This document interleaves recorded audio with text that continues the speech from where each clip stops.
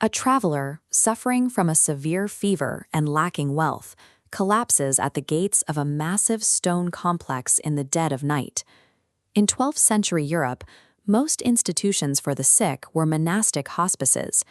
These were places designed to isolate the dying or offer prayers for the soul, but they rarely provided a structured effort to cure the body. When the heavy doors of this complex open, however, they reveal a brightly lit, highly organized facility where healing is treated as a matter of professional science. This is a Bimaristan, a Persian term meaning house of the sick, an institution that became a centerpiece of urban life during the Islamic Golden Age.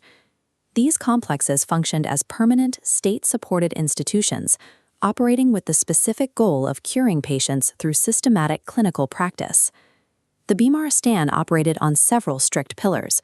Care was secular, open to the public 24 hours a day, and provided entirely free of charge. This was possible because of the Waqf, a system of charitable religious endowments. Revenue from donated properties, such as mills, shops, and farmland, was combined with state funds to pay for staff salaries and hospital supplies. Under the Waqf's laws, no patient could be turned away based on race, religion, or gender. Furthermore, the hospital was legally required to house and treat patients until they were fully recovered.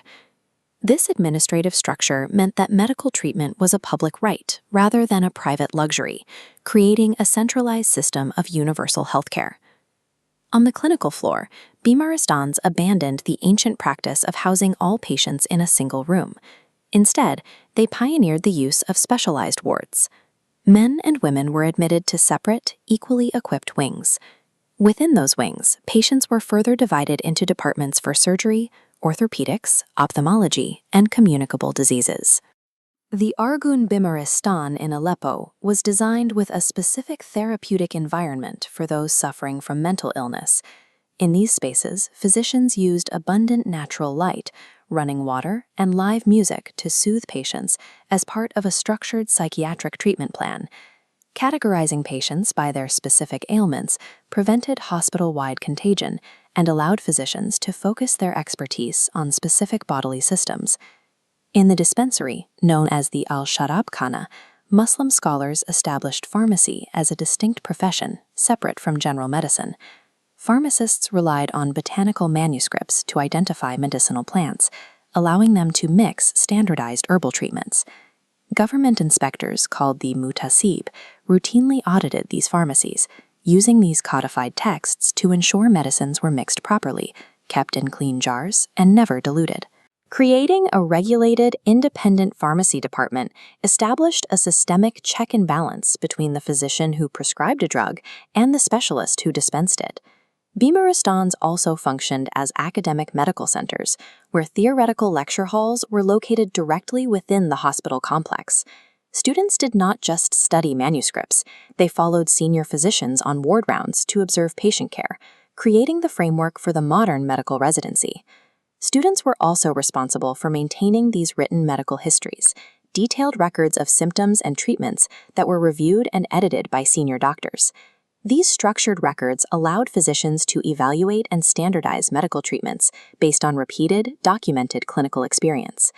By doubling as universities, Bimaristans placed medical practice under public regulation, requiring standardized exams and formal licensing for all new physicians. When a patient was finally discharged, they did not receive a bill. Instead, hospital administrators provided them with clean clothes and a financial stipend to compensate them for the wages they lost while hospitalized. These institutions, like the Bimaristan Al-Nuri in Damascus, were monumental in scale, serving as the primary centers of science and urban life. In Cairo, the Al-Mansouri Hospital complex was large enough to house 8,000 beds and was reported to treat up to 4,000 patients every day. The clinical methods, standardized exams, and medical textbooks developed within these walls were eventually adopted by medical schools across Europe.